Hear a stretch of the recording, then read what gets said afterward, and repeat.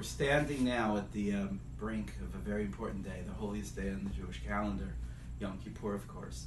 But this process started 39 days ago on Rosh Chodesh Elul, when one of the things that we have is a wake-up call. This thing I'm holding in my hand over here is a very old tool. But it's not what you think it is.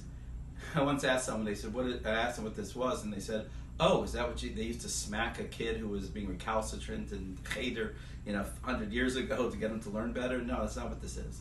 This was what the Veker, in Yiddish, the person who was assigned to go around the village and to wake people up early during Rosh Chodesh Elul, the month of Elul, so that they would come to shul and start the slichas process. You just tap it like that on the door, and that would wake them up. That's what the Veker, this is called on a klopper, I guess, that they used to use. It's very old. And then Rosh Hashanah came along, and we had a shofar, another prop, another thing to arouse us, to Teshuva, to wake us up. We know all the symbolism behind the shofar, so I'm going to go into that. And then as we were going on Yom Kippur, or Rosh Hashanah, for instance, that we'd have a nice little chazan who would go and wear a white hat, cap. This is one from ancient, I don't know how ancient it is, but it's pretty antique. In Eastern Europe, they wore something like this, or maybe a chazan's cap like this. All these things are great to get us aroused. And maybe to do tshuva, maybe we took on some more Torah and mitzvahs. That's also good. That's awesome.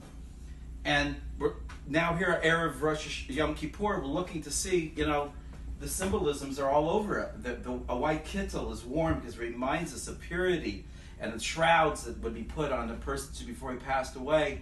And we're looking for an edge. We're looking for something to inspire us, to arouse us to tshuva. And we'll have this machzor in English, Hebrew, both. The things that it'll inspire us to do are to invoke in the 13 midas of rachamim, of mercy and shemayim, to bring down bracha and benevolence to ourselves, to cleanse us, to purify us, to start the year on the right track. Well, every which way, we're looking for a fix. Is there a quick fix to this process? Because we're really at the 11th hour, literally. So I had something to share, and I think that maybe this is really what we're all looking for, because there's this beautiful Hebrew word in the Hebrew language, Lashon Kodesh, called mevater. Mevater is the best way to translate it, is to forgive, to give in, to forego, something that you think you might have a claim to. Like two people would come to Beis Din, to a Jewish court, and Shmuel says, you owe me $100, and Yankel says, no, it's only $50. And they go back and forth, and perhaps they come to a conclusion, maybe it will come somewhere in the middle, $75. One was mevater a little bit, the other was mevater a little bit, and promote shalom. In families, there's constant bickering and fights, and someone is right and you wronged me and you said something and I feel bad, and how do we resolve these things? We use the word mevater, and it's amazing how powerful it can be. Here's a beautiful story to illustrate it. It was told in the Zohar. It was written by it's the teachings of Rabbi Shimon Bar Yochai, but Rabbi Abba, who was a student, is the one who wrote it, and he relates a story. There was once a wayfarer. He was coming from a long distance. He was tired, and so near the gates of Lud, near Tel Aviv, he lied down to rest.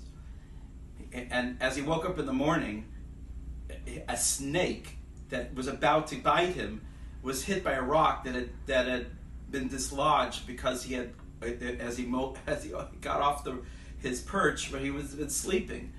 And then more than that, there was about an avalanche was about to happen, but he moved out of the way just in the nick of time, and Rav Abba had witnessed this, and he couldn't believe it. Afterwards, he told the man, do you realize you were just saved twice from peril, from almost certain death? What merit do you have that happened to you? Not just once, but twice. So he said, well, frankly, Rabbi, I think that I have this practice every night before I go to bed. I ask God, the Ribono Shel Olam, to please forgive anybody who might have wronged me. And I harbor nothing in my heart against anyone in the world, no matter what happens. And maybe that's it. And then Rabbi Abba said, Ashrecha Yisrael. Yes, that is a tremendous merit.